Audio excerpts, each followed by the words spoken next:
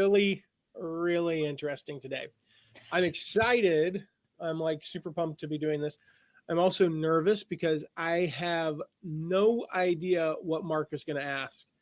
Now, in full disclosure, I asked him to please put the question that he's asking me up in front of me at that time. And I told you no.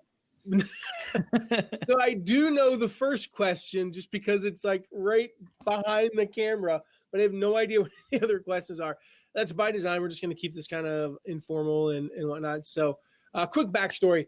Had an opportunity to spend 4 days at a place called Blackberry Farm. Just Google it. You guys will see just how amazing this place is.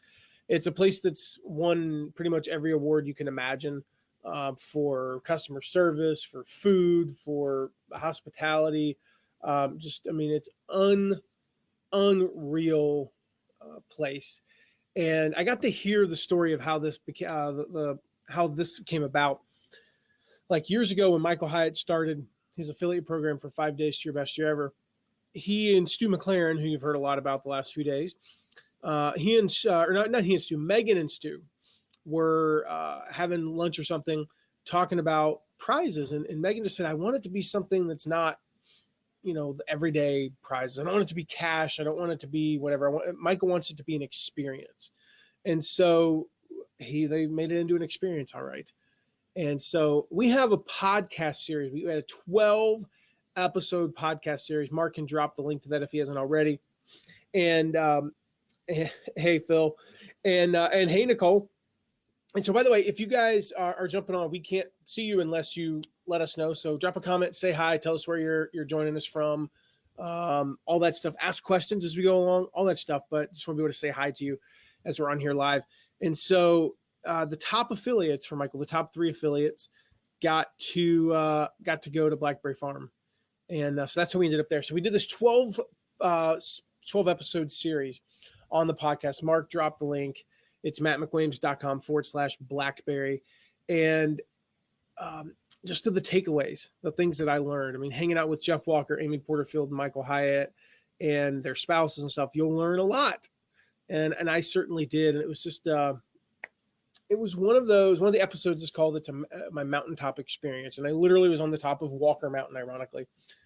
And just had an amazing time, amazing stuff. And so what we wanted to do today was, yes, we did the podcast series, and that was like the takeaways, the business and, whatnot takeaways. We wanted to take it kind of a layer deeper because that was just me, sitting there with my notes and talking about what I got out of this trip and, all the things that I got. We want to take it a step further. So Mark's going to interview me today and ask me a bunch of questions that I don't know. So, hey, Heather. And so we'll see. Like, let's just jump into it, Mark, and ask these questions. And see, Matt, this is cool for me because the minute you came back, we've never done this, by the way. We have not, and we should do it more often. No, one of the things that's exciting to me is the minute you came back. I mean, the first Monday you were back, we didn't talk the whole week. You were gone, obviously. And so you got back and I'm like, okay, so tell me about it. And you'd done your whole Zeigarnik open loop thing and said, remind me to tell you what Chad Cannon said. And I'm like, all right, fine. What did Chad Cannon say? I could have told you in a text, but that would it wasn't as cool. Like, I know because I think I said it's about you, didn't I? You did. Yeah. All right. No, so don't forget to ask me about that because I did not cover that. That's actually a really good topic of conversation, by the way, guys, is what Chad Cannon, that's Michael Hyatt's CMO, said about Mark at lunch one day. Actually, it was like a really, I don't know, life-changing moment for me, which is kind of weird because he said it about Mark, but you'll see why. And don't forget to ask me about that. Please ask me about that later. But yeah, this is the first time we've ever done this interview. So one thing I'll ask you guys, if we get through this unscathed and you guys like this format, you like this where Mark's interviewing me, let us know and we'll make sure we work these into the calendar more frequently. All right, so back to what you were saying. Yeah, so I just gotta say that was so cool because like I texted Mark, I'm like, dude, remind me to tell you what Chad Cannon said. He's like, what? And I was like, it's about you. Never mind. And for like 5 days. That happened on Tuesday at lunch. So for 6 days, Mark has no idea what Chad said about him. good Right. or bad. I think I may have said it was good. Don't worry. Yeah, you did tell me it was Yeah, good. but still, did he say I like Mark's haircut? Right. Did he, man, Mark just really has a great. What did he say? Hey Tammy, one of our new starters, one of our new start mastermind members. Can I just say before we jump in, Tammy, I like Tammy. She was so much fun yesterday. Like, yeah, we were talking. I mean, there's a cone of silence, so I'm not going to really say a ton of what was talked about. But good. one of the things that Tammy said that I thought was awesome is she's just like, I've done a lot of things in my life, and I just want to have fun. And I'm like, hey, we're going to get along great. I like having fun too. Love it. So hi Tammy. All right. So yeah, so we talked, and you shared a ton of stuff, and so some of the questions, Matt, I think might not even, you may have mentioned it in a podcast episode, but it came more from the conversations we had, because you shared some really cool stuff as well. But the first thing I wanted to ask you was, and you even mentioned it in the introduction here, is you referred, as I was listening back through all these episodes, you referred to this as a mountaintop experience for you several times. So you may have mentioned it in a podcast. Why is that? And turn me off so I don't hear me in the background. Jeez Louise. I'm trying to respond to Glenn.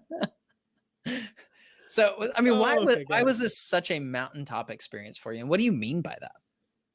Well, it was a bit of play on words, because I literally recorded a podcast episode about 80% down a mountain, and called Walker Mountain, which is fun. It's like day 3 of spending, 4 days with Jeff Walker.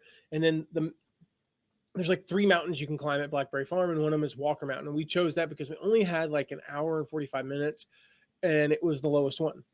And so we chose that because otherwise we would never have made dinner that night. And so we climbed up to the top of Walker Mountain. Actually, I didn't post this picture. I wish I had my phone on me. I could show you guys. So we climb up, and we're coming down, and I remember like standing at the top. Well, take that back. What I thought was the top of the mountain. It turns out there's another 200 feet, because you go up to the top, and then you go it levels off, and you go around for a while. And it's kind of like you're going to come back and then come a bit down. And no, you go up another 200 feet. And I'm like, oh, crap. And there's a yoga platform at this point. So it's like, it makes sense. If there's this yoga platform, you would do that at the top of the mountain, not 200 feet before the top of the mountain. Right. And so anyway, I get up there, and this spot opens up. Like, it's just trees, nothing but trees and trees. Right. And then, no joke, the width of like maybe 2 big, I've got a big screen TV on the other side of this where I'm seeing everything. 2 of those, it is like 8 feet wide. That's it. 8 feet wide. There's this opening, and it looks right down the property. So you look over the lake, you look over the barns, you see the inns in the background. You can see some of the homes that are on the property, and you see the horses down below, and it is just beautiful. And so I stopped, and I asked Tara about it, and she's like, no, I never saw it, because she kept going. But I'm like, fiddle farting around behind her, like, oh, pictures, like I'm taking pictures of everything. Like, I got pictures of like pine cones, and I take this picture of this spot, and I'm sitting there at dinner next to Jeff that night. And he's like, yeah, there's this spot when you get up on Walker Mountain. And he's like, I took a picture of it. And I'm like, wait a minute. Was it this one? And we're like, it's the exact same picture, and it was so cool. And so, but as I'm standing at that moment, again, not at the top of the mountain, I don't know what this thought, like the flood of not emotions, but just like this thought came over me. How did I get here? And I don't mean like, well, I went over the creek and then, up the river and through the woods steps, and then I did the zigzag up for like 800 feet. And then I walked around, and then, not I had to get here that way. Although, admittedly, I was so out of breath that I was thinking, how did I get here? Who am I? What room am I staying in? Look it up, Jim Gaffigan. What room am I staying in? You'll see it. And I was literally like, how did I get here? And so I was thinking back, and it was just one of those things where I like stood there. I mean, perfect weather. I don't know if you guys have ever had one of those experiences where it's just like you're in a place where you're not normally there. I'm not normally, 85% up a mountain. I'm not normally, like, I don't normally feel the breeze. I don't normally feel the sunlight, and I'm not normally like the perfect temperature. I don't know if anybody ever, if you ever notice that, like most of us are usually a little too hot, we're a little too cold, you know, and this is like Goldilocks, you know? And so I'm just feeling this stuff, and I'm thinking, how did I get here? And so I start thinking back to just the beginnings and our journey and all that stuff. And I went, you know, how I got here was at the very beginning of the year, probably in January.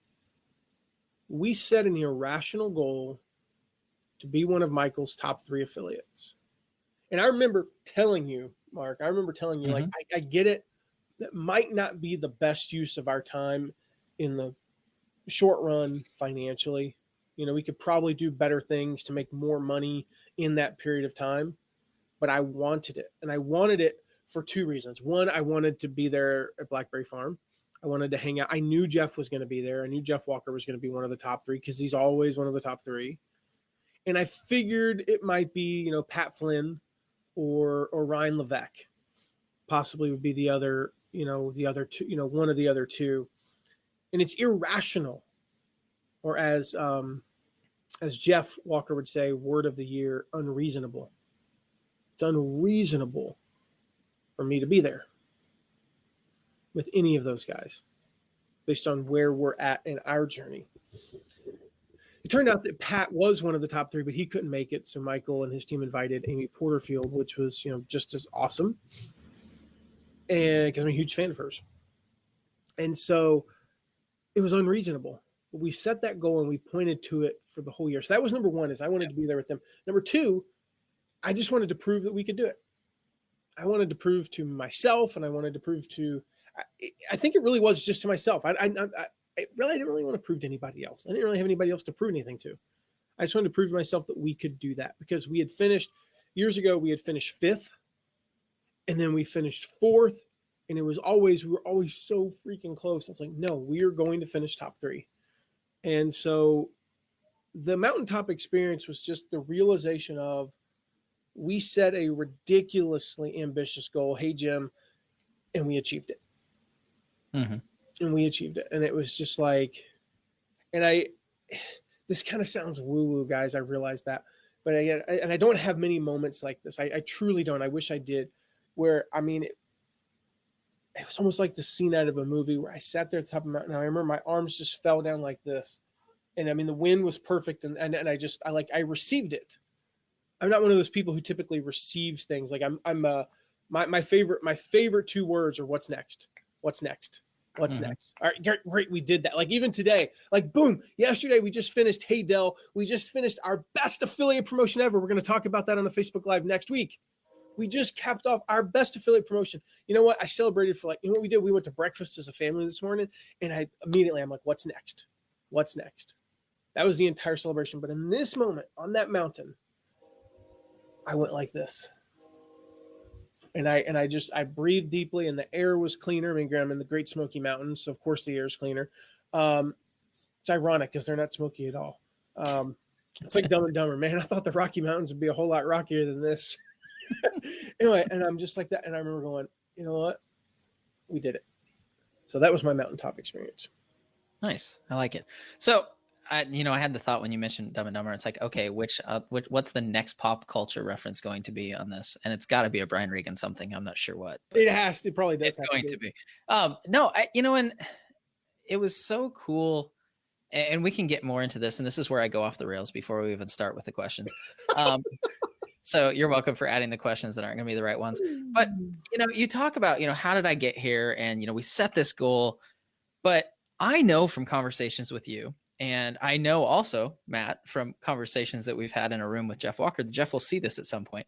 You were pretty dang excited to be hanging out with Jeff Walker. I mean, and Michael Hyatt, and Michael's been a client and you know him and your friends, but it's still, I mean, these three are people that you look up to and you have for a long time. So what's the, I don't even know how to ask this question, but how do you go from being kind of a fanboy at times to realizing you're in the same room with these people? You've earned the right to be in the room with these people, and that you have things of value to add to them. Because I remember some conversations you and I had where there was different things that you told Jeff, and gave feedback and you were able to do so. So what was that dynamic like, and how did that did it change throughout the week, or, was there things they did that made you feel more comfortable, or, just what was that dynamic? I think a lot of my background has a lot to do with being comfortable with that. Like, I grew up in Nashville. I grew up in the two places I lived for a good part of my life were just outside of Atlanta and just outside of Nashville. And when we lived outside of Atlanta, the golf course my dad ran was where all the athletes played. So it was like nothing. We always had seats front row, third baseline, like talking to the players. And my dad played with the players. It was nothing for my dad. I mean, I've played with, music, Garth Brooks' manager. I've played with the guys from REM, not Michael Stipes. I've actually never met Michael, but was it Mike Mills and Bill Berry? I think were the two that we played with at a golf course that's like the 7th ranked golf course in the world. And so I will say, and I say none of that to brag. I say that to say, like, having that as my background, growing up at a golf course where it's like me and then Clint Black and then the head coach for the Tennessee Titans, and they're just guys, definitely contributes to the fact that I'm able to, like, not be like, internally I'm like that. I'm like, oh my gosh, it's Clint Black and Jeff Fisher. Internally I'm like, we go out in the middle of the golf course one day, me and my dad, and I'm literally, I'm like, all of a sudden I'm like, wait a minute, I'm playing golf with Vince Gill. Like, and it was, the funniest thing, just side note, he is like the single most normal person I've ever met in my life. He's actually a bit of a dork. Just as a side note. And it was so it became one of those things where, like, internally I'm like, oh, and I'm like, we didn't have smartphones back then, or I'd been like, selfie, look, mom, because my mom is like the biggest Vince Gill fan in the world. And so, and I was like, hey, can I get like a signed picture for my mom, and stuff like that internally. But I'm like freaking out, but I had to learn how to manage that. And so I think having that practice for, 15, 20 years contributes to the ability to function and not come across like a dork. But you're right. Like, I can come on.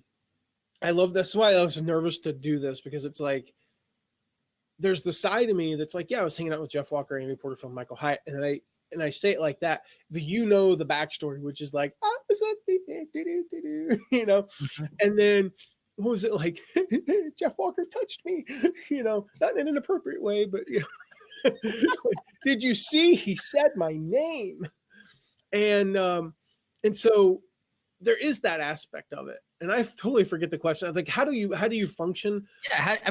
What was the dynamic like? And did it change throughout the week where, did you go in knowing that you were going to be able to provide a ton of value for these people, or did it kind of grow into as the week went on? I would love to say that no, and I discovered something, and I found my superpower Tuesday afternoon.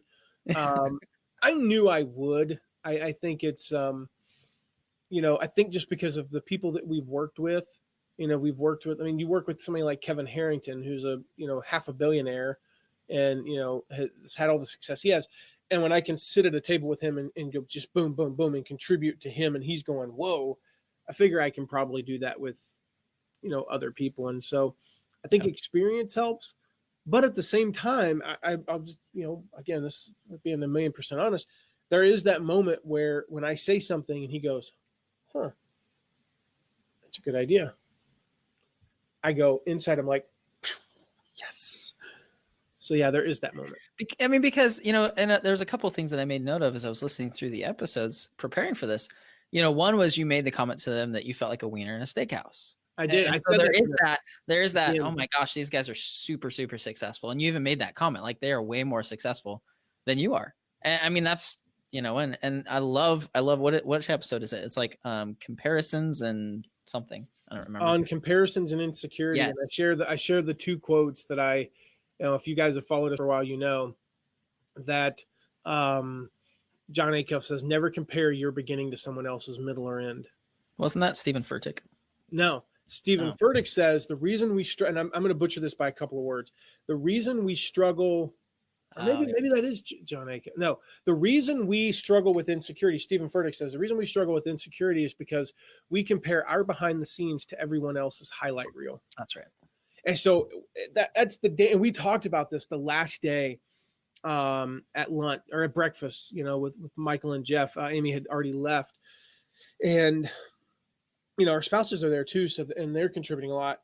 And it was really interesting to get their perspective because they're not like in social media. They're not doing social media for business. Yeah. And it was really interesting to get their perspectives because I've never really been that big on social media. I don't spend a lot of time and I don't really follow anybody that I don't know on some level. And I only follow, about 12 people and I kind of know they're behind the scenes anyway. So I'm not seeing their highlight reel and going, golly, why is my life not as good as theirs? You compare anybody's highlight reel. You compare, let's just find like the most success. You compare Bill Gates behind the scenes to somebody with 1,000 Twitter followers highlight reel. And that highlight reel is going to be better than Bill Gates behind the scene because guess what? Gosh, I don't know how to say this without just being totally crass. Guess what? Bill Gates gets diarrhea too. How else? I don't know how else to say that. Bill Gates I think he has kids. You heard it here first, folks. Were streaming, right? Bill Gates, like everybody, you know what? Your kids aren't perfect and your kids do stupid stuff. And sometimes it's funny and sometimes it makes you want to pull your, clearly Mark had more of these than me. But like in all seriousness, that's life. We don't post that crap on Instagram. Yep. Most people don't. Most people, at least in our business, don't get on Instagram and post about the fact that it's like, post about the fact that, their webinar broke and this or that, and that they were ready to, 6 hours ago, they were ready to quit on their online business. Nobody posts that on Instagram. Yeah. They post on Instagram, get ready to go live for my webinar. Look how amazing my setup is. That's what they post. So we look at that and go, wow, they have a better setup than me. Wow, they have, better live streaming technology. You're seeing the highlights. Yeah. You're seeing you're seeing 30 seconds out of their entire freaking day and judging your 23 hours, 59 minutes and 30 seconds by that. So yeah, that was, those are two quotes that I've lived by. I love what Tammy said. And she said, how are you defining success? Yeah. And then she said, I think we're all successful just being here. We each are special or are special in different ways. And I think, that's exactly it. But, from the conversations I had with you, I think it's just, it's that tension, of, they're far along, knowing that they're farther along, knowing that they've been in business longer, knowing they've had more life experience, all these things, and being okay with, I'm not quite there yet, but also that tension of that's where I want to be, and how do I get to that point and what can I learn from them? And so I think that, as I was thinking about that, that's kind of what I was thinking through is the fact that, I think it's good for us to remember that we're not where other people are and we haven't had the experiences they've had. But at the same time, I think it's also good that we look at that and say, oh my gosh, I do want to be where they're at. I do want to have that kind of business, or I do want to be able to do those sorts of things, because that's what, at least for me, motivates me. And it helps me to want to get to those points. So a super cool experience there. The next thing, Matt, I wanted to ask you about is, and you told me this story before I even heard it on the podcast, but this conversation that you guys had about trauma. And and the reason I wanted to talk to you about this is because this led to you having a breakthrough that honestly, I think just about since I started working with you, I've been pushing you to do, and you haven't been doing it. And it was always like, I look at it now and you can tell me if I'm wrong on this, but it seems like the reasons that you told me that you weren't doing it were like symptoms more than the reason. Yeah. Yeah. And you realize that.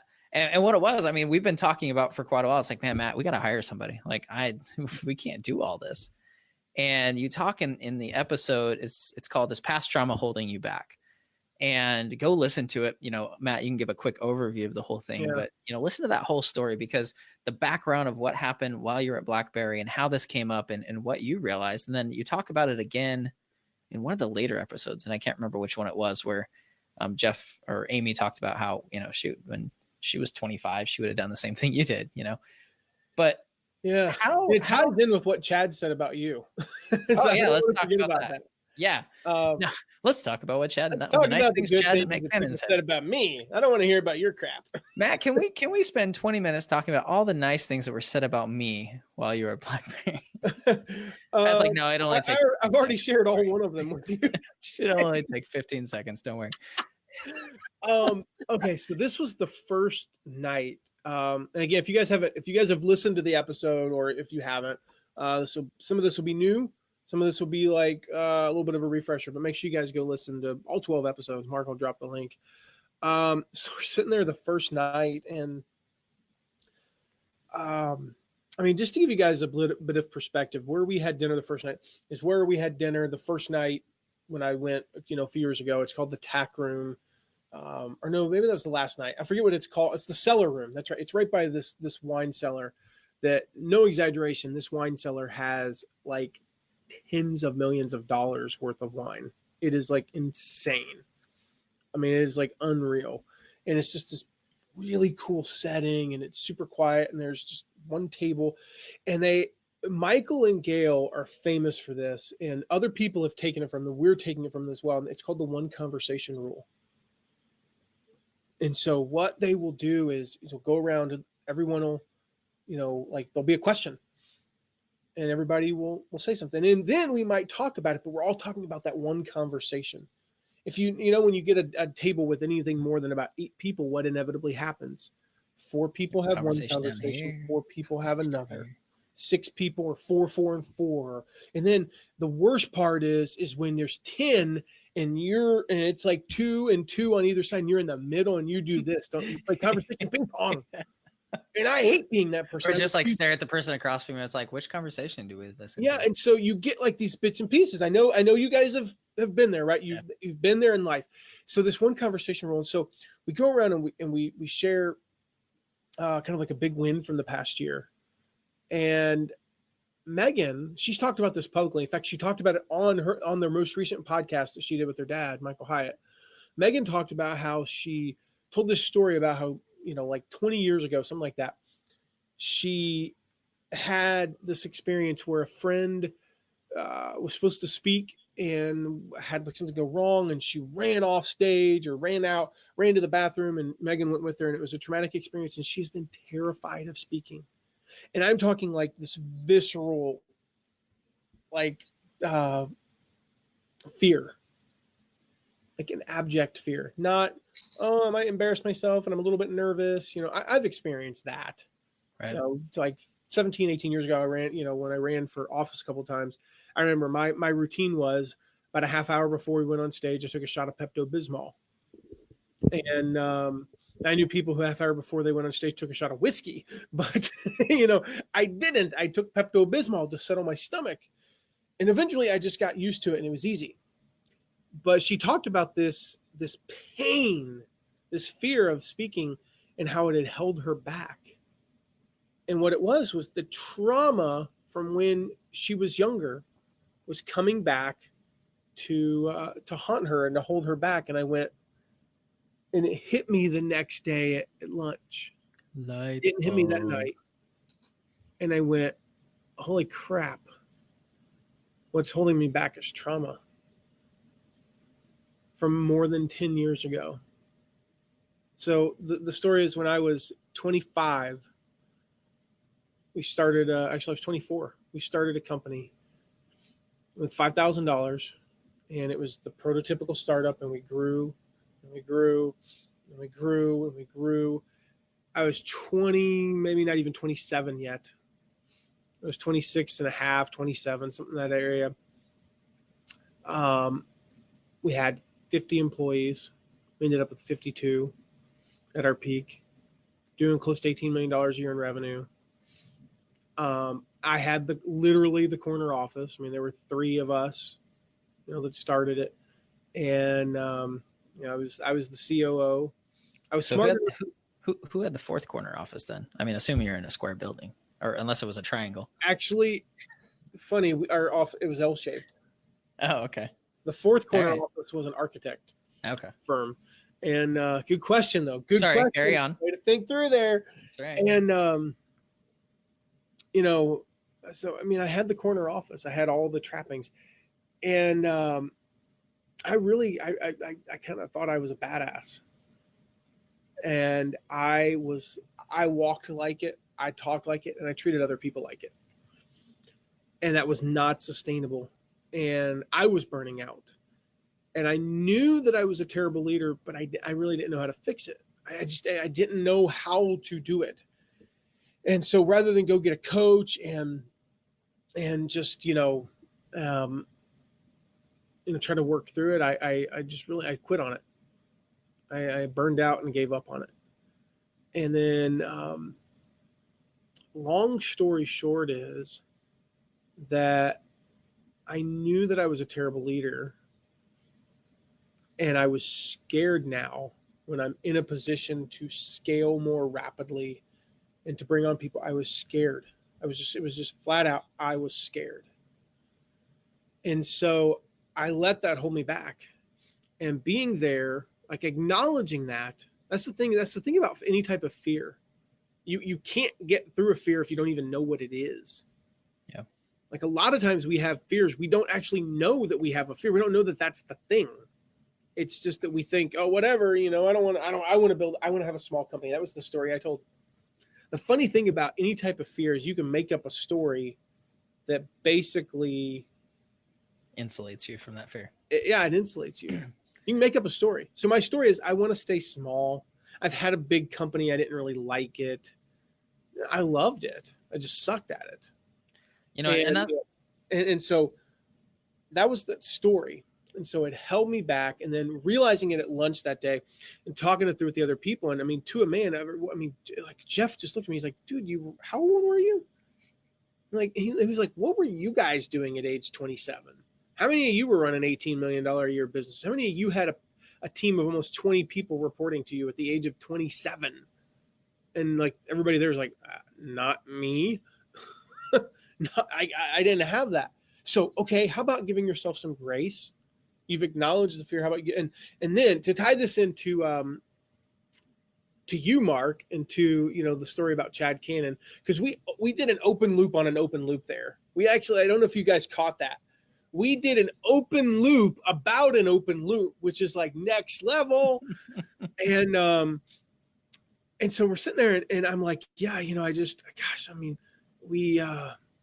don't know how we succeeded and how we hired people. And he's like, you hired Mark, didn't you? I was like, oh, yeah. He's like, and he's a rock star. And I'm like, thank you. And I realized, like, okay, we got it right once. Do you see how Matt took credit for me being a rock star? That's impressive. That's leadership right there. And so, yeah, but I was thanking him because, we recognized that. Right. Because admittedly, I know you won't take offense to this. When we hired you, you were a lump of coal in this world. Okay. I mean, I thought you would have just said like you had the potential to be a rock star. I didn't know we were going to go to like inanimate objects that are in the ground, but okay. All right. You were a petrified turd. No, I'm just kidding. No, but you were a dinosaur turd fossil. Time and and whatnot. I mean, there was a diamond in there, is what I'm saying. And I again, credit to us. This is the point of this is we recognize that. Like I knew it. Like it wasn't one of those things where I hired you and went, I'm like 50-50. This might work. I'm like, you know what? I know this is gonna work. Might take a year, might take whatever, but I know it's gonna work. So that acknowledging that trauma and gosh, it was, yeah. Well, I mean, when you told me that story, I started thinking back to that. And I remember literally guys, we have had this conversation. I mean, I've worked for you, Matt. Let's see. We've worked together in July. I think it's 4 years. So for at least the last 2 years, like once a month or so, I'm like, Matt, we got to hire somebody. Like we have I am at wit's end. I can't do anymore. You know, we have all this Mm-hmm. we want to do and we just can't do it. And every time, like, no joke, when Matt says his comment was, you know, I just don't want a big company. That's what you told me over and over again. It's like, look, I don't want to have employees. I just want to have contractors. I don't want to have many of those. And as as you were talking just now, Matt, I started thinking back to everything, and there's more clues to this than I even realized. I mean, if you think about your first blog, what did you talk about? You talked about leadership and being a good leader. And now I look at that and it's like, that's you. And I don't even know that you thought of it this way, but it's like, that was you trying to work through that and realize, you know, and convince yourself that I know how to be a good leader. I know how to do this. I can do this. But I mean, to me, and I sent a text to somebody and then I asked if I could share this and I haven't heard back yet. Oh no, he just texted me and said that I could share it. So I'm going to share it now. Okay. Literally at 11:34. So 3 minutes ago. So I thought it was interesting, Matt. You shared this story. You released this podcast episode. And while we were doing this, we were getting ready to hire somebody full time. And I don't know if you want to say who it was or not, but we offered pause like you were waiting for me to answer that. No, I was trying to think the best way to say this. You offered the position and you said, hey, we'd love to have you join us full time. And they responded back with an audio message and said, I just listened to your episode on trauma. And I'm asking myself why I'm struggling to have this, to make this decision. He's like, I know it's good. I know it's going to help my family. Why is it? And he goes into this whole conversation about how he had trauma because he was barely able to feed his family at one point and he didn't have enough money and he was so worried about getting back there. And so I thought it was interesting that by you having this trauma, it kept you from hiring somebody and it kept you from hiring, it kept you from wanting to grow. And now finding out what that trauma was and sharing that story, you helped somebody else get through the trauma that they had, that they didn't realize they had. And now they're taking a step forward with their family and with their career and with their job and what they're doing. And like, it's just this whole like circle of when you realize what that trauma is. And when I say trauma, Matt, I think it's important for us to say, like, this doesn't have to be some major life-changing, this wasn't end like of the world thing, but abuse or something. Right. Like that. Those are, I will admit, those are different level. Yeah. I don't even really want to go there because I can't relate to that. Admittedly, I haven't had anything. I've had something in my childhood that was close that I won't get into right now. I'm not talking about that kind of trauma. Like this is a different thing, just to be clear about trauma. But when you say trauma, I mean, you're talking about anything that's holding you back. And I think we all have that. I mean, we all have something that happened or some experience or some thought that we had or some movie we watched or some experience that a friend had that affects the way we look at life and affects the way we do things and affects how we insulate ourselves from it. And I can tell you that, you know, I've seen the change. You know, I've seen the change in you and just the things that we talk about and how what we're planning and how we're going to do it and all of these things once you made that discovery. So, I mean, the long form question at the end of that is, you know, how has that affected you as a leader? I mean, specifically because yours was about being a leader, but how has that affected you as a leader and how has it affected your business? You know, I mean, this has been what?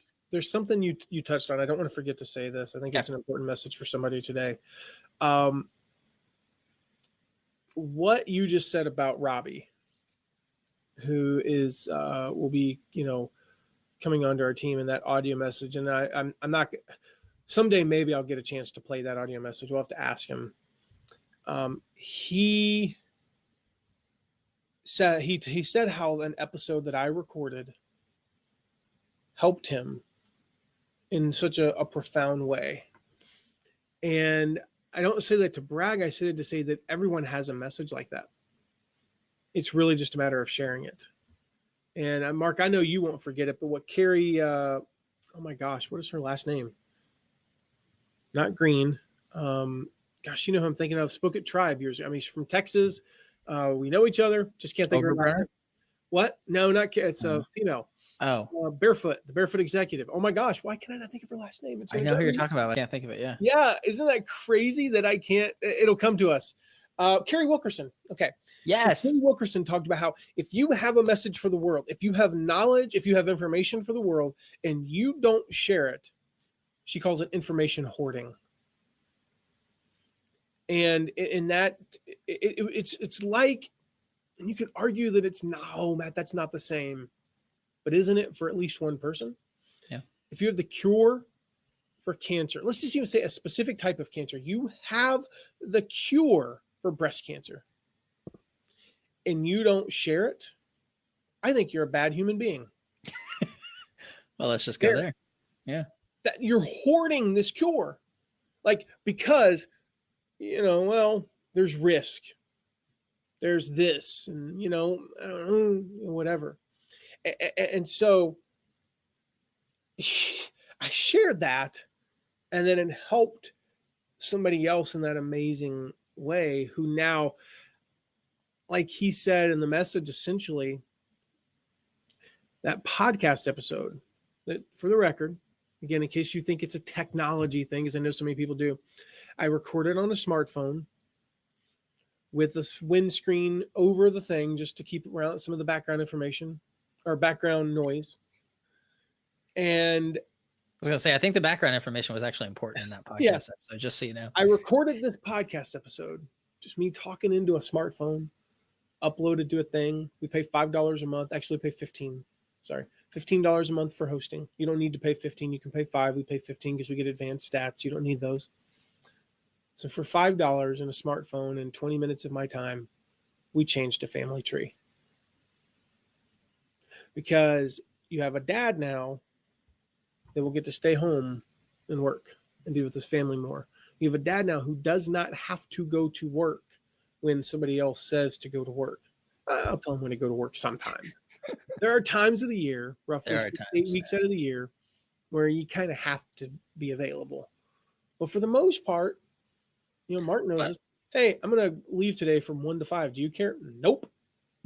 I'm going to send an email to you tonight. Okay. Don't care. There are times that I can be doing a Facebook Live on the other side of the state because my daughter's at a horse show. There you go. And ain't that just cool that you guys, we all have a message, like some sort of a message that we just put out there, and then family trees are changed. Like people that never listened to that message, his kids haven't listened to it. Their lives will never be the same. My life will never be the same because of a podcast that I was listening to in the Dallas airport with an author that I love, Andy Andrews. And he had this guy on that I'd never heard of named Michael Hyatt. And I'm on that, like the tram that takes you from we were coming from Austin, where I was away from my family. For the record, it was the second to last time I was ever away from my family. For business, at least. I've gone away from my kids with my wife, clearly, but that was intentional.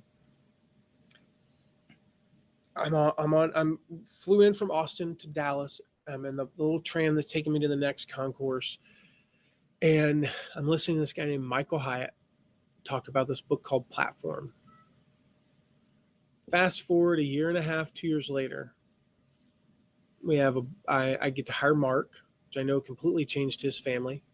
Mark shared his story, working like 70 hours a week, and he went to an office every day, 5 days a week. But that was after traveling a bunch and being away from but he worked when somebody else. That was after having a really crappy job. Yeah. Yeah. And so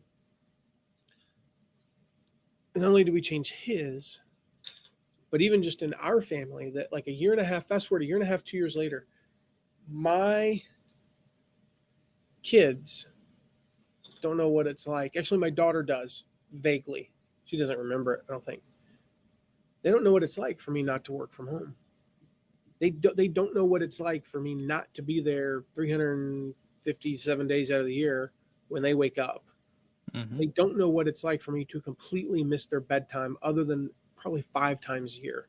Well, actually 15 times a year, probably, with travel, with Tara and I leaving and stuff, which parents should do that, by the way. They don't know what it's like. They don't know what it's like to not be able to see daddy all day. They don't know what it's like for me. I'm not bragging, I've never missed a soccer practice. I've never missed a soccer game. I've never missed just about anything of any consequence. I've never even missed a haircut for our son. I missed one of our daughters. Like things like that. I'm there for those things because of a podcast. I mean, that blows my mind to even think about it. And that's the kind of power that you guys have. You guys have the same power to completely transform lives with your message. So don't be shy in sharing it, because if you're shy in sharing it, no one will ever hear that. Michael Hyatt could have kept all that information to himself. He never had to write a book. I don't know what I would be doing today. I can tell you it probably wouldn't be this, though. Yeah. I love Gwen's comment. I had it up on the screen a second ago, but this message of information hoarding is hitting me. I've been scolded many times about not sharing my story about healing pain and fatigue and migraines. So I'm feeling the prod again with this conversation. And that's what it is. I mean, be prodded. The people, consider yourself prodded. That's kind of a weird thing to say. Anyways, but I mean, that's the things that people identify with. Those are the things that attract people to you, is when you're real, when you share those stories. And it's just like you said, man, I mean, how amazing. And that was the cool thing when I was thinking about it this morning. It's just like, wow, this thing's come full circle of you realizing, the struggles and the trial and the trauma that you had, which kept you from wanting to hire people. And now you find and figure out what that is, because you had this awesome opportunity to go to Blackberry. And then because of that, somebody that you wanted to hire said yes, because you helped them recognize that trauma. And it's just, it's amazing. It's really cool. So we are, there's a million things I want to keep asking you about. So let's jump ahead. Let's go with some quicker questions. We're going to run out of time here. It's interesting. So this is kind of a backstory. I don't even think you mentioned this in the podcast. So in the podcast episodes, you talk, I think there's like, let's see, there's 12 total episodes. I think in about 15 of those episodes, you talk about Brian Lee. But I'm going through a review and I'm like, oh, there's another one. But, I'm not a math whiz. Point made. Thank you. I don't think you mentioned this in the podcast, but I remember you telling me that when Michael said, hey, we're going to have this meeting with what's his title? What does Brian do? Is he like in charge of all of Blackberry? Okay. General manager of Blackberry Farm. And Michael had said that one of the sessions you guys were going to do was to meet with the general manager of Blackberry Farm and talk about customer service. And you told me, and I hope Brian doesn't hear this and get offended, but you told me that you initially were like, I don't really want to go. Like, I just want to compliment to him what you're about to say. Yeah. Yeah. And so Matt tells me, he's like, I really didn't want to go. Honestly, like I wanted to just I don't know if you want to hang out at the cottage or go for a walk. I don't know what you want to do. But let me tell the back. So this is Blackberry Farm. It's a getaway. I'm with my wife, Tara. We have amazing opportunities to, enjoy just the scenery and relax and be completely pampered. I mean, we didn't do anything. Like, it's one of those places. I mean, literally they will do everything for you. Yeah. And you got all these opportunities.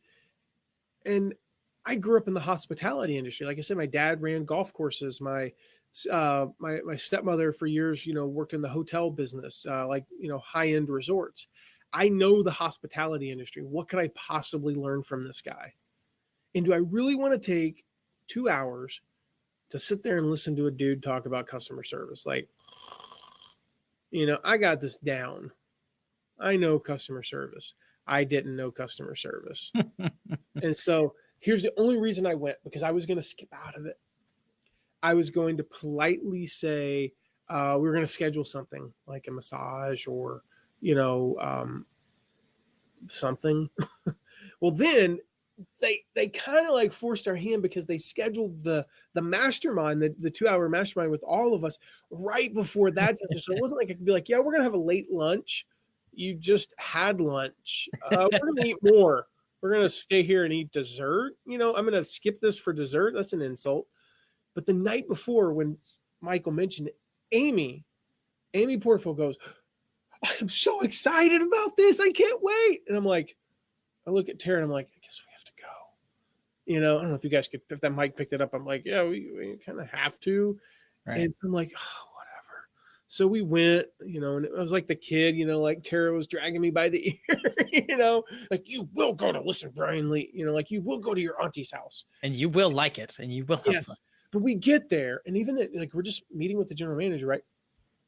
It's around a pond with a fire pit going. They've got everything you could possibly want: hot chocolate, coffee, bottled on the seats. They've got these beautiful rocking chairs with blankets. It's a beautiful day. The sun's shining. The scenery is amazing. They've got, water spray. They've got like cookies and there's something about, I don't drink coffee. I drink tea. Blackberry Farm coffee is like the only coffee on earth I'll drink anymore. I refuse to drink Starbucks. Starbucks is like swill compared to Blackberry Farm coffee. I don't know what they do. So I'm like, I drank like 4 cups of coffee just because it tastes good. Then I'm like running laps around the pond. We were going streaking. No, I did that. But like, I mean, I was just hyped up, right? But we get there and I'm like, it's a customer service session, and dang, look how they're serving us. And everyone is there with the pens out and paper ready. And I'm observing, these legends going,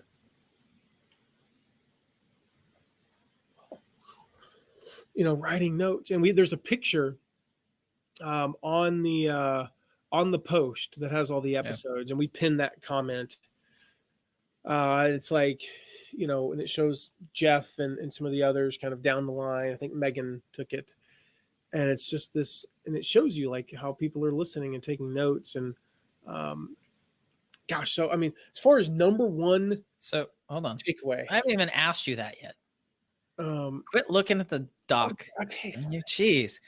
All right, so what I wanted to ask you, Matt, is but I think, before we even get into that, I think it's important for us to realize that you can learn something from everywhere. And I think, and you're not this way at all, Matt, but I know sometimes we can get to the point where it's like, I already know that. Like, I got that.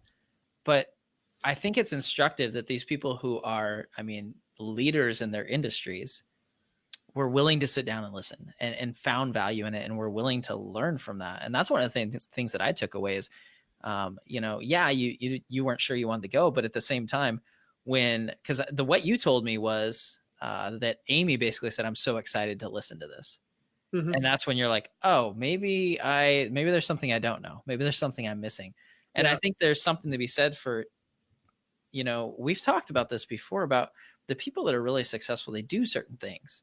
And that's one of them. That's the one that I notice a lot, is they're always learning. They're always trying to understand something. The other one, and we've talked about this in relationship to affiliate promotions, is I've noticed that the top affiliates are the ones that are the most helpful. And those are two things that I've really noticed of really successful people. They're always learning, and they're always super helpful. They're always willing. I know there's always the outlier, but by and large, the people that are very successful want to learn. They're willing to learn from anybody. They don't walk into a room and say, oh, Matt's business not nearly as big as mine, so I can't learn anything. But they're willing to learn from everybody, and they're always willing to help. So with that in mind, you, like I said, in 15 of the 12 episodes, you talked about Brian Lee in this session you had. And so what was the number one takeaway? You shared a ton of them, but now that you've had the benefit of 2 months, almost, what's the one thing that you keep coming back to that was just like, wow, that is going to change everything, or I didn't realize that? It might actually be what you just said, in part. And it is that, like, I know that to be true intellectually, that you can learn from anyone. Some of the best learnings I've had for our business have been from people like Walt Disney, from Genghis Khan. I'm a history buff, as many of you know. So I love studying historical figures, and I love learning about things that are relevant to our business from the most unusual sources. And I think it was one of those things where, like, he wasn't an unusual source. And now you're calling him weird. Jeez. Yeah, no, he wasn't. I said it was almost like it was too close. So just learning from those, that was a big one. As far as biggest takeaway from that experience, I think it's something I didn't talk about in the podcast. Oh, we're getting exclusive content here. Take notes, folks. I hope so. All of this has been exclusive. You have to codify. As you know, that's kind of our word of the year for our business. We have, oh, I should have brought it down. I'm going to run up and grab something in a second. Actually, I want to show you guys this. Oh, I was supposed to remind you, Matt, to make sure you had that. Yeah, by the way, I didn't remember that. I asked you to remind By the me. way, Matt, don't forget to have handy. Guys, I've got something really, really cool to show you guys. I'm not going to grab the note that Michael wrote because it's upstairs on our bathroom mirror. And it would take me way too long to get up there and get back down. But the other one's just up on our breakfast nook. So the biggest thing I got was that you have to codify the customer service experience. You have to codify the customer's experience and your expectations for your team for how to treat customers and how to serve customers. And you do have to give them the freedom to help people and to serve people. I think it's the Ritz-Carlton. I'm almost positive that has this legendary policy where any team member is allowed to spend up to, I think it's $1,000. It might only be $500 to make a customer happy. And so there are these stories where like a guy got into town and his luggage was lost and he had a speech the next day. And they literally brought a tailor to his room to get his measurements and, get the suit and and like things like that. There are stories like that, from I'm almost positive it's the Ritz. And so you can kind of apply those things. Like the reasons you have to have those rules, you have rules, but it's more about codifying the experience. And so they have this list. We would love to share them with you guys. I have to find it. I'm almost positive I know where it is, but this is it's basically their it's called their 15 or 12 or whatever. I don't know what it's called, but it's what they give all of their team members. And guys, it's so good. I can't remember what it's called. But it's really powerful when you actually see it. I remember a bunch of them, and it actually just walks through. Like one of them is to know Blackberry Farm. No matter what department you work in there, whether you're on the farm and you're growing the onions, or you work on the maintenance team, or you work with the horses, or you're the one who, literally brings us the stuff we ask for every day, or comes in and starts the fire for us in the fireplace. Whoever you are, you have to know Blackberry Farm.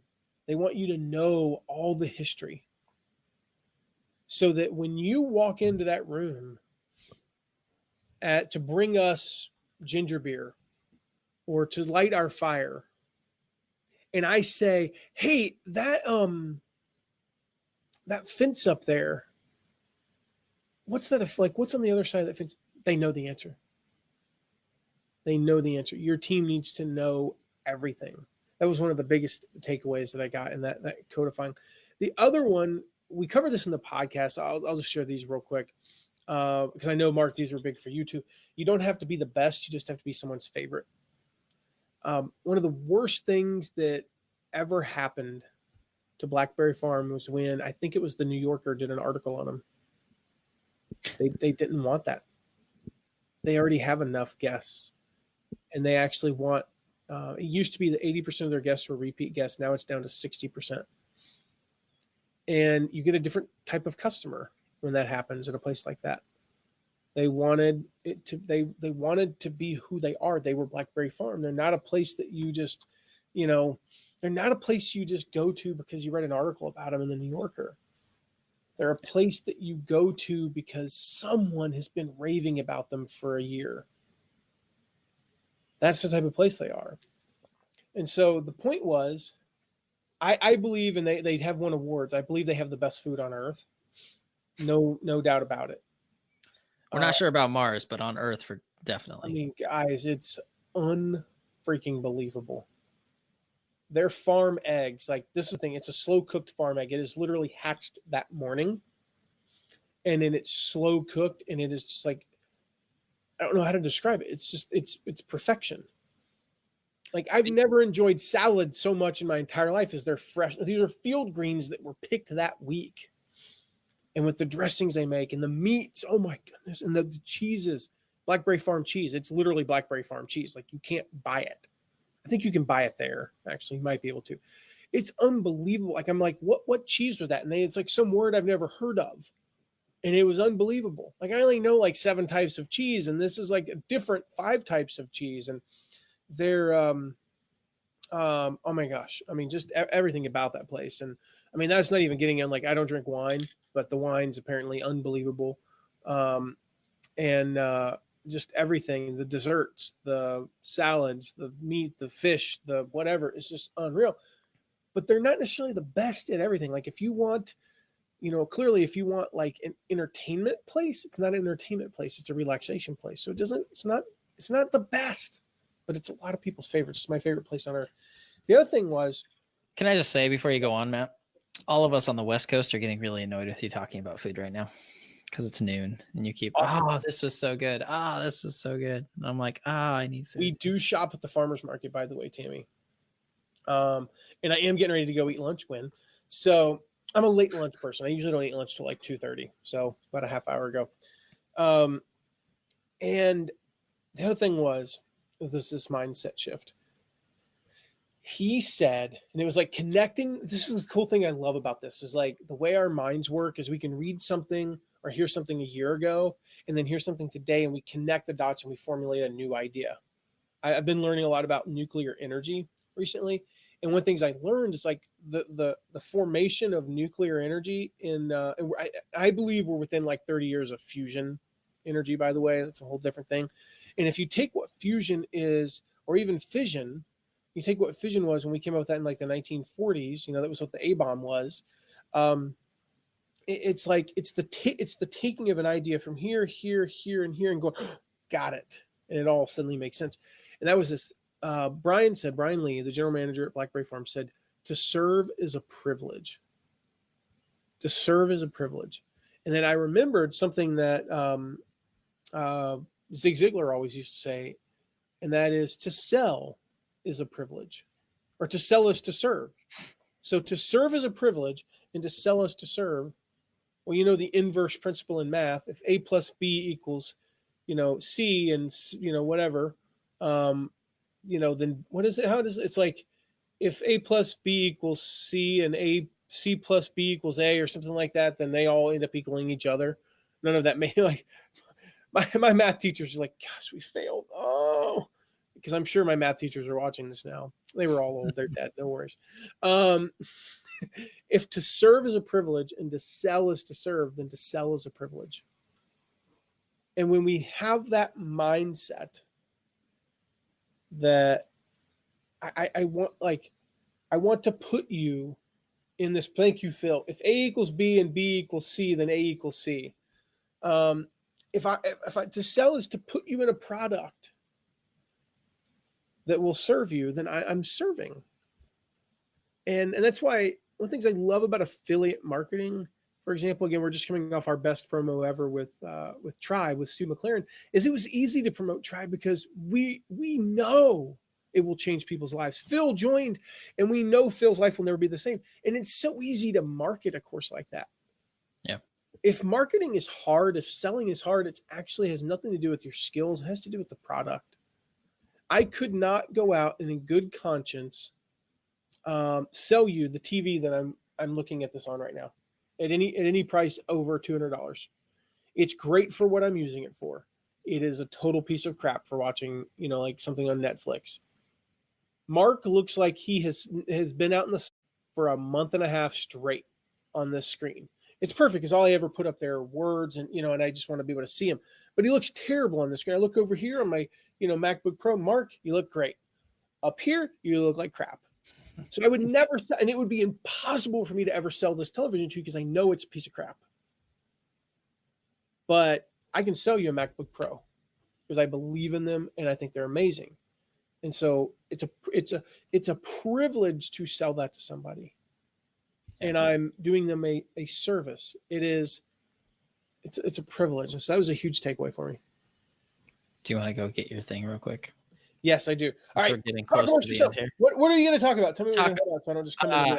I can't tell you because it might be about you. Transitive property. Thank you, Phil. What? It might be about you, so I can't tell you what it's going to be about. Turn the volume up then.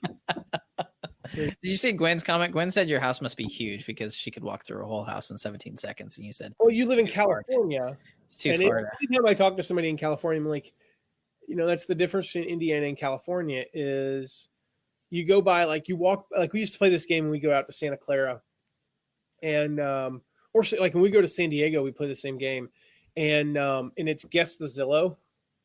And it's like, you walk by like the crappiest house. There's no grass. The parking lot has more weeds than, it says live video pause. And we're back. Okay. One of the, just everything, right? The roof has a hole in it and it's it's $1 million house. And so, yeah, it's California. So I'm going to be back. I want to share this with you guys. I want to share this with you guys. Our next conversation will be about what you're going to get. So don't jump in right away. No, I mean, so just a little background, guys. I mean, Matt has been talking about this trip since he got back. And to me, one of the things that's so important is to realize that we all have experiences like this and we can all have experiences like this. Yes, this was a special thing. I mean, Blackberry Farm is very exclusive and it's not every day that you get to spend time with Jeff Walker and Amy Porterfield and Michael Hyatt. But I mean, if we wanted to in our lives, it's not that hard to have these many takeaways from day-to-day life, whether it's a mastermind meeting, or it's a conversation in a Facebook group. If you're looking for takeaways, if you're looking for things to learn, you can find them. And I think that's the key. Matt went to this week thinking, I'm going to have some massive breakthroughs. I'm going to have some massive takeaways. And because Matt had those thoughts, well, he had those massive takeaways. So I think it's important, like we talked about, the most successful people are always looking to learn. They're always looking to find the things that will make their business better. And we can do that day by day. We can do that every single day in our lives. Matt, welcome back. I said some mean things about you, but I didn't. I heard every word except for about 30 seconds. Oh, now you know I'm not telling the truth. All right. So this ties into what Matt went to get, but I wanted you to tell us, Matt, a little bit about, okay, so you're at this event with these, very successful people that you've worked with, people that you've looked up to. And at one of the, I don't know if it was an actual meal, but one of the sessions, the last dinner, you were given very specific instructions to follow. And you either couldn't or wouldn't do it. So tell us what those instructions were. So, and then what happened after that? So I tell you, I mentioned it earlier, and then maybe we'll do like one or two more questions. If anybody has any questions, feel free to ask them. We'll wrap up here in about the next 12 minutes or so. So at dinner and the question was, what's your word of the year? What's your word for the year based on, this week or just in general? So let's be clear. The question was, what was your word? No S's. Word. Okay, carry on. And I remember Jeff, I mentioned earlier, he said unreasonable, because he said it's unreasonable to expect to be able to grow my business and take 10 weeks off. It's unreasonable to be able to do a trip, this trip, and be able to grow my business. So there's something in this box that actually represents my word of the year. And words. And Tara has one too. She had a different word. Her word was discovery, and that's her part of life right now is discovery, and I think it's super powerful. And so again, this was the last night, the dinner on the last night, and they said, "What's your word of the year?" And it came to me, and I just went. I said, I've always been one of those people who feels like signs and rules are suggestions, not orders. Like the sign on the covered bridge at Blackberry Farm says, "Don't cross." and I crossed it. And because their customer service experience is for you to be happy, and that's they what can't makes say you happy, no. right? No is not in their vocabulary. And so, mine was what if, and No what if, hyphen, just what if. what, No hyphen. It wasn't one hyphenated no, word. It was what if, two words. what if we made the hires that we need to make? What if I took all of next January off? What if I took all of every January off for a sabbatical and for us to travel and do the things that we want to do for the entire month of January? What if that, what does that make possible, and what needs to be possible for that to happen? We can't do a client launch or a product launch in January for that to happen by definition. What if we did all these things that we want to do, right? And it was more about what's possible, more about possibility and not limitations. So I said that. I said, I've got 2 words. Now, of course, it opened up the floodgates, and like 3 other people after that had 2 words as well. See, all hell broke loose after you broke the rules. That's what happened. So we get this in the mail, get a package, and I recognize the P.O. box. I know Michael's P.O. box. So I knew it was from him, and I knew they were sending something because they always do afterwards. My favorite blanket in our entire house is a Blackberry Farm blanket, that they sent us a couple of years ago. We have some other really cool Blackberry Farm stuff. I've still got like cookies. Their sorghum molasses cookies are, oh my gosh, they're the best things that ever come out of a box. I mean, they're just unbelievable. I'm down to my last ginger beer that they gave to us to bring here. And just as a side note, because it's like, this is a culinary experience, but they give you lunch when you leave. I've never had a sandwich. Like, I mean, I would never order a sandwich at a place like Blackberry Farm, because why would you order a sandwich when there's like all this amazing, gourmet food, right? Their turkey pimento sandwich, I almost brought me to tears. I had to pull over north of Knoxville. I was just that dadgum happy eating the sandwich in the car. I feel like you should write a testimonial for them on Yelp. Sandwiches. I feel like you should write that testimonial on Yelp. I had their turkey pimento sandwich, and I was just so dadgum happy. Pull over near Rocky Top, Tennessee. Literally, there's a place called Rocky Top, Tennessee, by the way. I'm not going to sing Rocky Top, even though my kids know all the words because they're good human beings. So we get this package, and it said, I'm going to keep opening it. I'm not ready yet. I noticed that Gail was writing down the word. Gail is Michael's wife. And I noticed she was writing down. In fact, at one point she asked me, she's like, what was your word again? And I said, it was 2 words. It was what if. She's like, oh yeah, that's right. And I noticed that. I'm like, and I remember going, but Gail's, she's one of those people. She's a meticulous person. I was like, she just likes taking notes, at fancy dinners. And we got this note, and it said, basically, we loved having you. We're rooting for you. We wanted you to have something to remember your word by. And Tara got a necklace with this. Hers says, of course, hers, word was just discovery. And I got this keychain, but this is it's a hand card. I'm going to show it to you. Hand stamped, very simple, but very meaningful, very powerful. I don't know if that'll show up. If I need, probably, let's see, without dying here. There we go. And it's just a really cool way to remind, like, it's one of those things, like I can literally pick this up and hold it and look at it, and something so simple, and instantly be transported back to everything I just shared with you guys. That moment on the mountaintop, receiving everything that we received. I can be transported back to that like that by looking at this.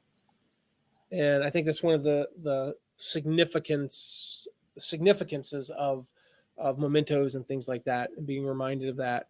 Little tokens. I mean, there's some stickers on the back of my laptop. Some of them mean nothing. They're just like a sticker. This one right here, I can instantly, I think it's this one. I'm not sure which one I'm touching. I don't want to have the laptop go to sleep. But the and symbol, I can instantly be transported back to everything that happened when we went to, the first time Mark and I met. that entire week just floods me in a matter of seconds from that, just every time I see that sticker. And so it's pretty cool, pretty cool.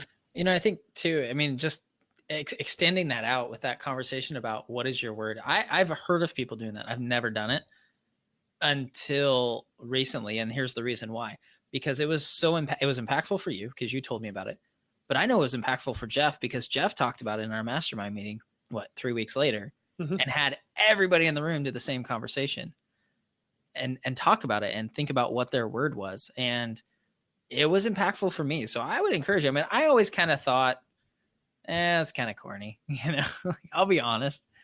But when I did it and I started asking myself, what is the one word? Because I'm a rule follower. Actually, I'm not. I'm a rule breaker too. So if I came up with 2, I would use it. But when I started thinking, what is my one word? Like, it's interesting how everything that you do, everything, like, it just allows you to distill down what's really important to me right now. What's really the thing that I value and that I'm focused on and that I care about. And it was so cool to see in that room, because obviously I wasn't at Blackberry, but to see in the room in the mastermind meeting, everybody's different words and how it really, like, you could tell the people that really focused on it, because there was one person that I don't think really focused on it. Talk about that. But that's an inside story. That was hysterical. Can I tell this story? Can I tell that? Is that okay? Yeah. So we're at lunch, and Jeff said, I want you to write down your words, and then you're going to go to lunch. I want you to sit with people you don't know, and I want you to share your word or your words. I think he said 3 words. And so we're sitting there and everybody shares. And there was a lady at the table that was a rule follower. Oh my goodness. Big time. But there was this guy and he was just kind of a goofball. And quite honestly, it started to drive me nuts a little bit, but he really liked Washington apples. But he's sitting there and so this lady that's a rule follower is like, so, okay, so-and-so, what were your 3 words? And he's like, what? And she's like, your 3 words, what were they? We're supposed to share them. What were your words? And he's like, let me look. And he pulls out his laptop. He's like, I was typing, and he's looking at the screen, looking through his notes. And Matt and I are sitting on either side of him, and I can see his screen, and there's literally nothing on his screen. Nothing. It's a complete blank screen. And so he looks at it like he's reading through all of his notes, and he's like, no, I didn't get it.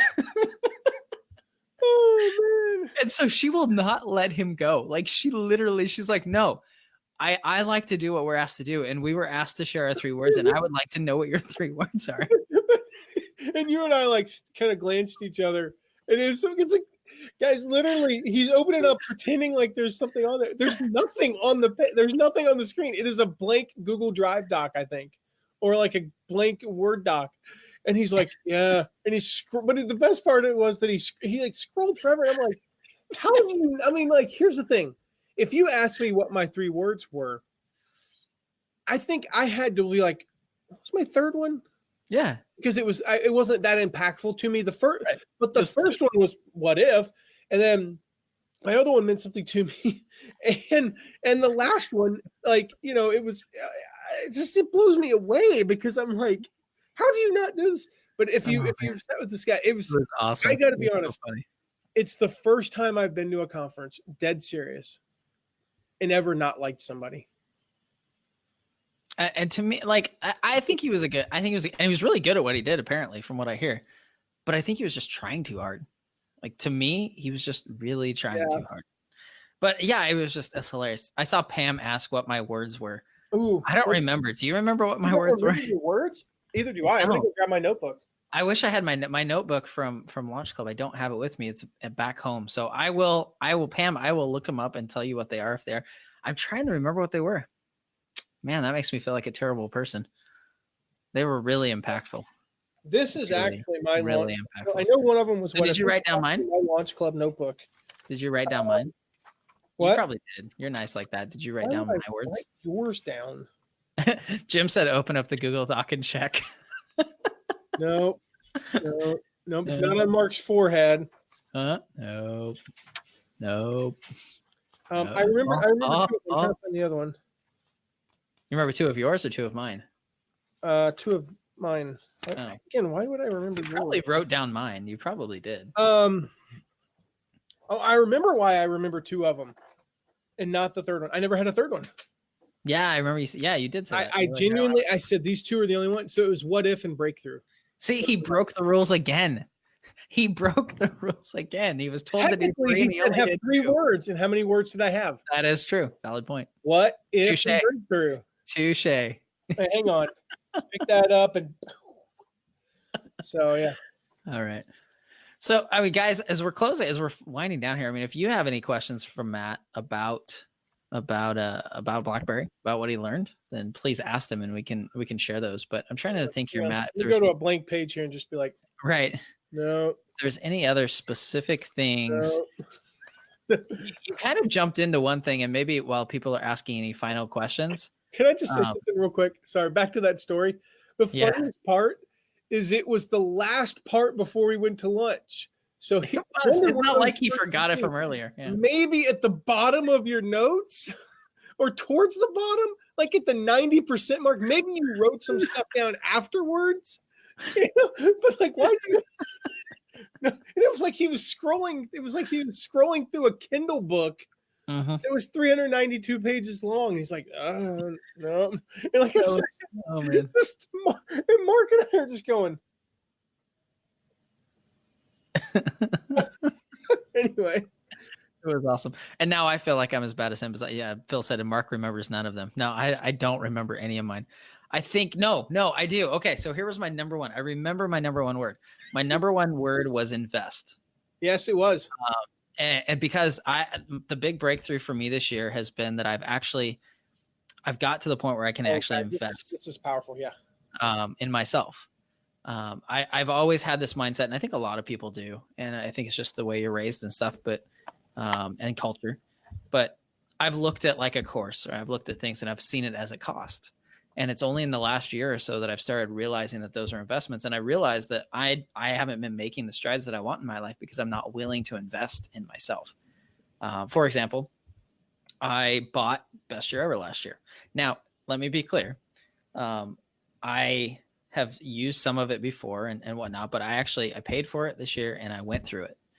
And that was a game changer for me. The other big one is I've wanted to get in better shape and I've wanted to lose weight for like 10 years. Like ever since my daughter was born, I gained like 30 pounds and I haven't lost it. And I don't know how that works, but that's the way it worked. This year, I invested in paying to go to a gym and paying to have a trainer. And, you know, I've dropped like 10% body fat, you know, and I've gained a ton of muscle. And so to me, that's been my big word. And I honestly feel I don't remember the last two because they weren't as impactful as that first one. But the first one was invest. It was in being willing to invest in myself and invest in my learning and my growth. Yeah. So there you go. And I mean, it's not just money. It's time. Mm-hmm. It's attitude. Yep. It's being willing to. Sometimes it's just. I don't even know how to describe it, but I mean, we that shift for me has come in phases. It's like, you know, okay, I'll invest 20%, and then I'll invest 40 and 60 and 80, and now I feel like I'm at like mentally I'm at probably like 90, you know, and then I would say in actions I'm at about 85, you know, but it was just like. I mean, there's just things that we've invested in where it's just like, I know this is the right thing, so I'm going to do it. Again, sometimes it's time, sometimes it's money, sometimes it's sometimes it's in it. This kind of ties into all of them. It's a relationship, investing in a relationship. I know for me, I've talked about this in List Launch Academy, where I talk about there was this site. I don't even remember the site. I mean, it's just kind of sad. But I downloaded a lead magnet that was like something like 50, you know, texts that you can send to your wife. It's a swipe file. And one of the things that I invested in is it's 20 seconds a day. But I have to interrupt something that I'm doing to do this is that sometime between noon and 3 every day, I send a text to my wife, who's often just upstairs. But it's a message on her phone that tells her that I love her. And I will admit that for the longest time, I had to set a calendar reminder to remember to actually do that. but I invested in setting the calendar reminder. I took the time to do that. And sometimes it's hard because like, if I hadn't sent it, literally right before we got on this Facebook Live, then I wouldn't have been able, I might not have sent it because, I'm busy. Right. And it's just little things like that. Investing in relationships, which does sometimes mean spending money because maybe it's a business relationship. Right. I will just tell you guys, you want to connect with influencers. It's not cheap. It's not expensive, but it's not cheap. It's not free. You're going to have to spend a lot of time, and some capital. You're going to have to spend a little bit of money. Send them something in the mail. Doesn't have to be anything fancy. It could just be a thank you note. But I'll tell you, there was a time in life, thankfully it's been a long time, where I had to agonize about whether or not I could buy a box of thank you notes and postage. But I did it because I knew that it would have a high ROI in the long run. And, it's just investing. So I love that word, Mark. Robbie just joined us. He must have known we were talking about him. Nice. He actually did know we were talking about him because I texted him and asked if we could. Hi, Robbie. Right. Good to see you. No, guys, I mean, this was to me, I think the cool thing about a really impactful experience, like Matt was saying earlier, when you talk about it, when you share it, it's impactful for other people. And I hope that this has been impactful for you. If you haven't, go listen to all those episodes. There's a lot of them. But luckily, Matt doesn't talk nearly as much on his podcast as he does on Facebook Live. So they're not as long. They're not as long. It doesn't take a long time to listen to, but there's some really, really good takeaways. There's a lot of stuff that we didn't get to, Matt, that I would have loved to have asked you about. One of them was why you like peanut butter and jelly so much, because you talk about that in one of the episodes. And I'm just going to leave it at that. And you're going to have to go listen to the episode and listen to the one about peanut butter and jelly sandwiches. So there's an open loop for you. But Matt McWilliams. What episode I talked about peanut butter and jelly? You don't remember that? No. Okay. All right. Okay. Well, you'll have to go listen to your episodes then. I'm not giving it away. People are going to have to go listen. I'm not telling them. Gosh, I have to go listen to my own podcast now. Right. But mattmcwilliams.com/Blackberry, and you can listen to all of those. If there's somebody else that you think would be interested, please share it with them. There's a lot of really good stuff. Some of the stuff we talked about today, some of the stuff that we didn't get to today. But it was super impactful for Matt, but also for me, because he shared it with me and for our business and for the things that we're doing for you guys. And you'll see some of that coming as we continue going forward. We're definitely implementing a lot of this stuff. So anything you want to say at the end, Matt? No, thank you, Mark. That was a fun interview, man. We'll do this again, guys. I hope you guys like this. Gwen, Tammy, Nicole, Phil, Robbie, joined. I know Mark Ross, gosh, I know I'm forgetting like a dozen names there. All you guys are awesome. Thanks for the awesome comments. Let's see if I can find anybody else. Jim, Nicole, Jim, Dell, Kurt. Dell, I saw Kurt on for a few. Yeah. That's awesome. So, well, guys, thank you so much. And we will see you again next Friday. We're going to cover, we are going to talk about what ended up being our best affiliate promotion ever. I've actually got a podcast episode that just went live like an hour ago about what was our best affiliate promotion ever and something crazy we did on the last day. Absolutely insane. How's that for a open loop? And you got to go listen to that. So go listen to that. Just make sure you subscribe, iTunes. We're on Spotify now. Make sure, however you listen to podcasts, you subscribe to the Affiliate Guy podcast and go listen to that newest episode. And then go listen to these 12 episodes as well. If you put you on there. And then make sure you join us next Friday because we're going to talk about the new greatest affiliate promotion that we've ever had. It just ended yesterday. You guys know what it is. It was Stu McLaren's Tribe, but it was by far our best in terms of financial impact, which was awesome. So go check that out. And we'll see you then. We'll see you on the podcast. We'll see you on the blog. See you in the videos, all that fun stuff. Have an awesome weekend, guys. Thanks, Mark. See you guys.